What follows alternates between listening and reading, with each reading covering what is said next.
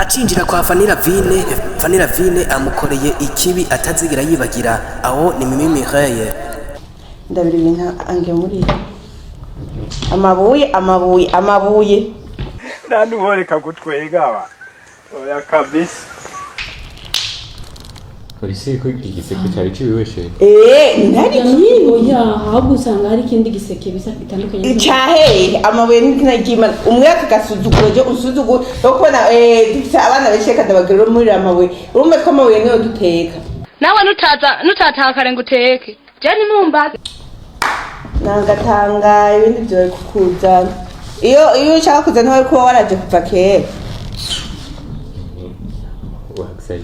nambari ikintu dupfa wokimbarira neza apana kumbwira muri ubu buryo kunge muri amabuye jewe ako nagasuzuguro kandi jewe amabuye none ubundi ninde yayaje ubundi ubunye nganinde uhahurira none bakuvuga ngo niwe kuva mu gatondo n'ubundi bishitse twari bwakiye niba bari wambere gusanga n'atarishije naho nkora gutana amabuye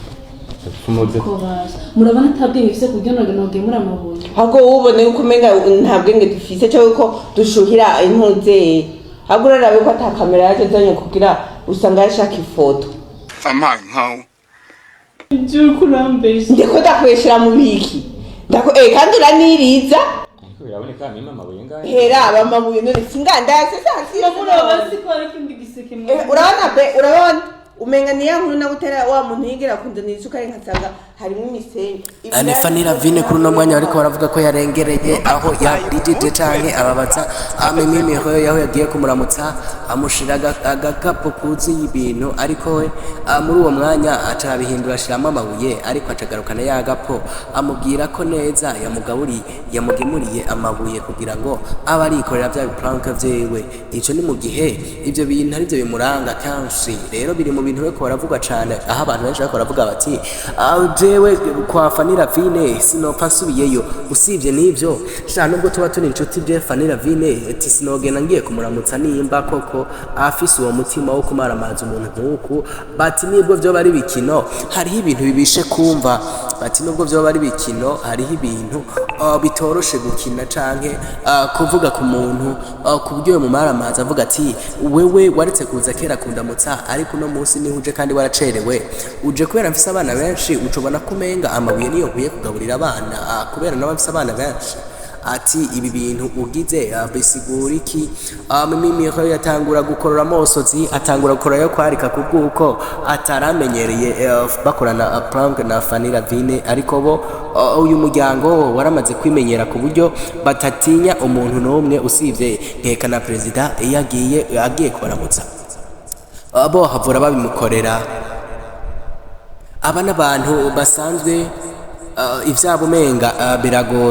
bigoye gutahura koko nta muntu n'umwe ashobora kubiresista ukungene babigukorera batabiteguye. Abo ni bamwe bakunda kutubwira ngo amaprank n'amakini biki prank ni ibintu bakunda gukora cyane cyane nk'umuryango ni ibintu bakunda gukora no kuvuga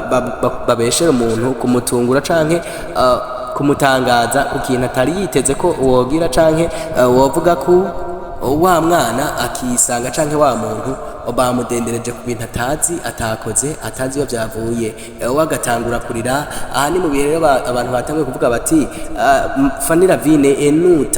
nutarenganura umukobwa ngo werekane ukuri kw'ibi bintu iyo byahereye niyo byatanguriye